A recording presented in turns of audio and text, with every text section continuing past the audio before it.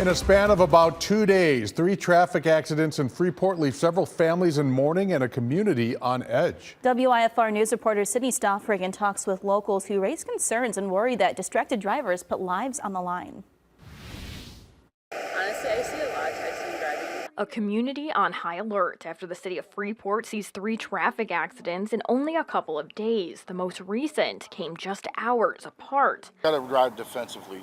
They don't see us out here. Motorcyclist Ron Flurkey believes distracted driving is the catalyst behind many of these accidents, whether it's texting or fiddling with the radio. Stay off your phones. Years ago, that wasn't an issue, and now with social media, you can just see it just driving around in traffic every day. People are constantly on their phones. Just before 5 p.m. on April 23rd, police responded to a crash right behind me on West Avenue and South Street.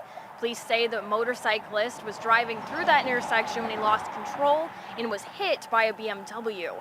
That motorcyclist would later die. Flurkey says Wednesday's fatality put into perspective just how important it is for riders to remain vigilant. I'm very cautious. I'm constantly checking my mirrors, blind spots. I feel like I'm a better rider on the bike than I am when I'm in my vehicle. One Freeport resident who chose to stay anonymous remembers the heart-wrenching moment her child was hit by a speeding car in the Pretzel City years ago. Her message, slow down and keep your eyes on the road. People just don't care. They don't use their blinkers. They don't pay attention. In Freeport, Sydney Stoffrigan, WIFR News.